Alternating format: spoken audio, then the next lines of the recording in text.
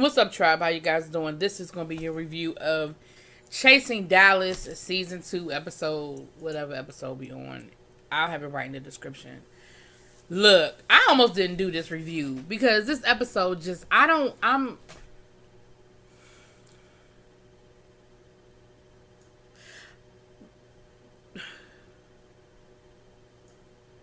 so confused. Like, I'm really confused. That whole melee was over somebody saying you look stuffed.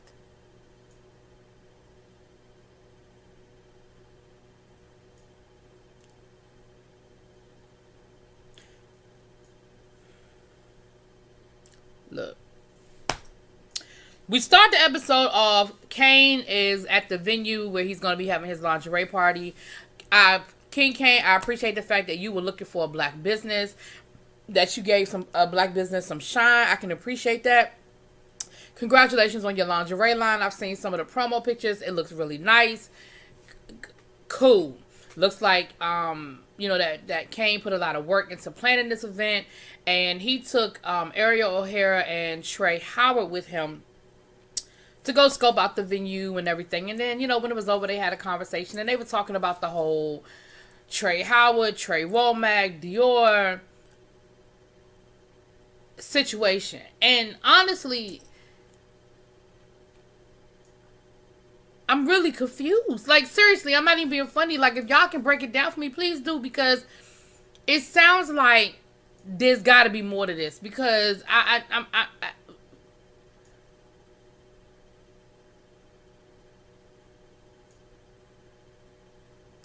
just so confused. So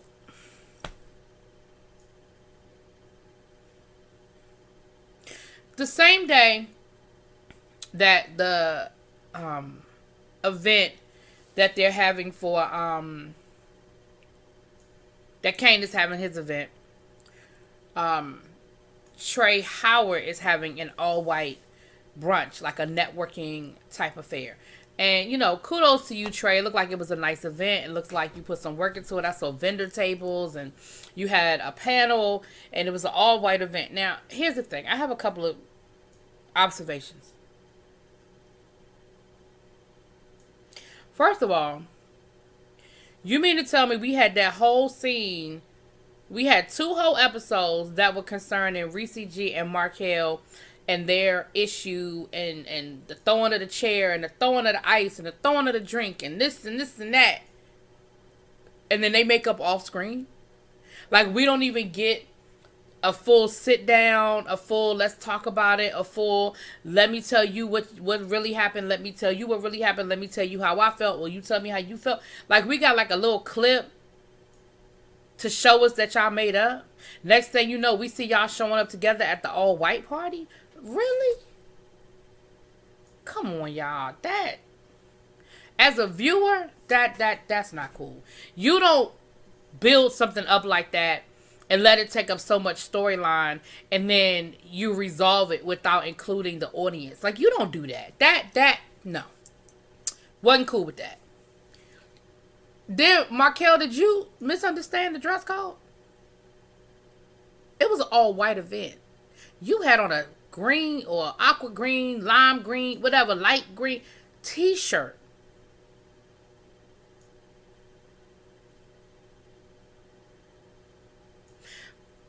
That wasn't the dress code, sis. It seemed like it was a nice event, though. Like I said, they had a panel. Reese was on the panel, and Markel was on the panel. Some other local people, and Dior was on the panel. And again, it was highlighting, it looks like Carrie D performed at some point during the show, during the program. And it looks like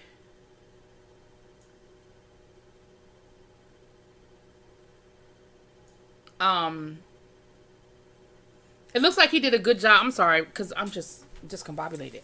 It looks like they did a good job of pulling together, people in the local Dallas area who definitely had something to offer. They talked about Reese G being the EP of, Chasing Dallas. They talked about Markel in his books. They talked about Dior being a top, hairstylist. So it was definitely some people worth highlighting. And so kudos to you, Trey, for putting that event on. It looked like it was a nice event. You said you want to make it an annual thing. I hope you're able to do it. Great for you.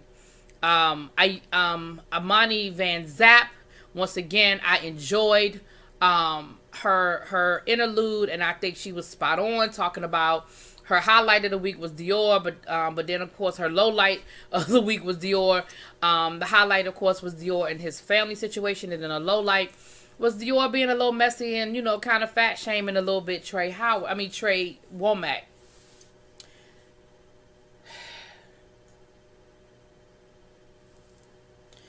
So, then we get to the party. Once again, we have like a 36-minute episode. So, now, at some point in time, we have Ariel O'Hara carrying bones, okay? First, Ariel O'Hara went back to Trey Howard and let Trey Howard know that Trey Womack was saying, look, Trey Howard was at my house and I was styling him for an outfit, and what he told me was that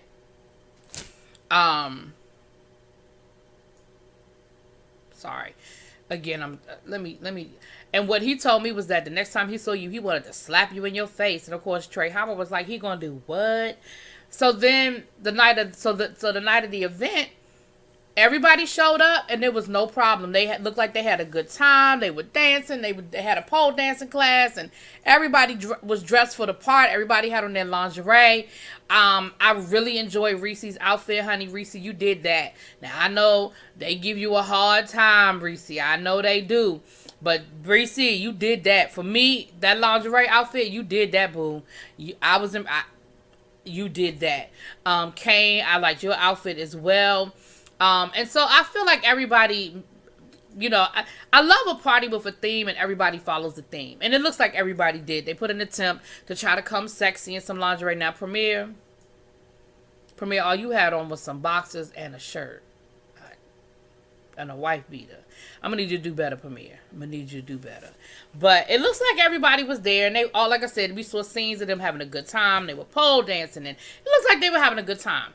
Then Ariel was leaving, and as Ariel was leaving, she asked Trey Howard and Dior to come outside and talk to her, and she said, well, Trey Howard is still Dior is still my boo, we still family, and I felt like I would be fake if I didn't tell him what I heard, so I wanted to let him know, what Trey Howard has said about him. Now, here's my thing. Clearly, Trey Howard didn't mean what he said, because they had been in the same room all night and Trey Howard hadn't put a hand on nobody. So either he said it out of anger or he said it out of, whatever.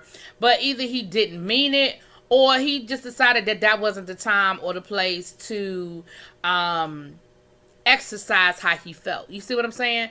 And so with that being said, why you didn't just wait? Like, you could have just as easily called the next day and told Dior the exact same thing that you said to Dior. You saw that the night went off without a hitch. You saw there wasn't nobody beefing. You could have told him later. That's just my 2 cents. And so, once they told Trey that, then all of a sudden they want to have a conversation to resolve the issue.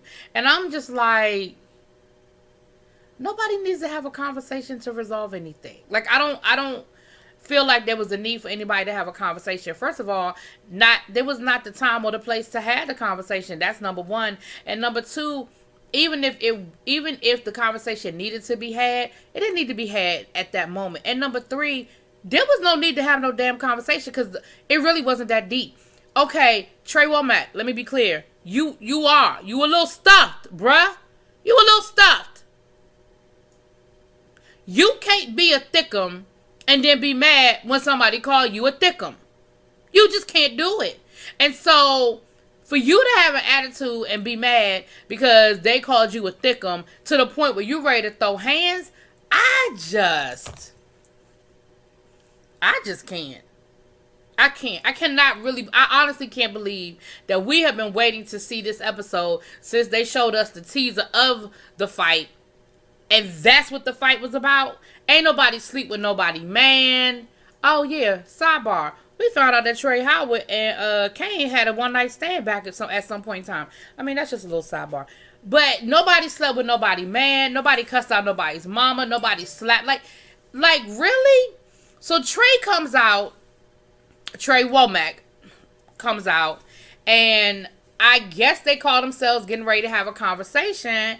And Trey Womack, you started it because you were disrespectful, because instead of addressing Trey Howard, you were calling him it and that thing over there. And Trey Howard was like, he has a name.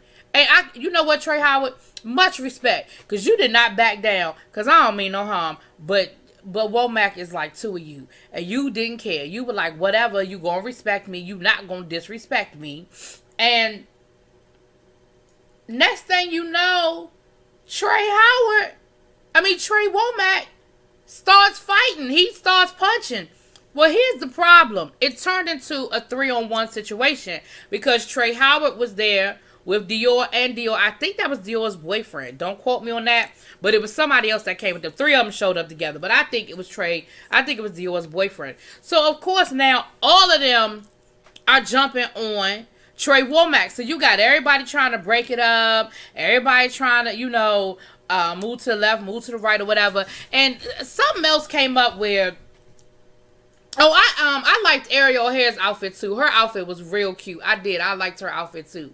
But the other thing that was said was, Dior, you were being a little shady because Dior made a comment about, well, does he really do tattoos, because I don't know anything about him doing no tattoos. But then Trey Howard was like, wait a minute, I do tattoos because I have pierced friends of yours. Back in the day when you were dating some dude, you were doing my hair. You knew, we used to talk about me doing tattoos and needles and keeping your needles clean and all of that. So good and damn well that, I did tattoos. Like, stop playing. But then Trey Womack said something about, does Dior really do hair? We all know that Dior does hair, child. So it's like, just stupid. Like, the whole thing was just dumb. So then they had this big out brawl, knockdown, drag out fight over something that was unnecessary, silly, and stupid as far as I'm concerned. I'm sorry. I can't. That's all I got for this. That's it. That's all I got. If I missed something, or I'm misunderstanding something, or it's more to it that I need to understand, please let me know. Please let me know. Because I'm just confused. But other than that, Kane, it looked like it was a real nice event. Peace.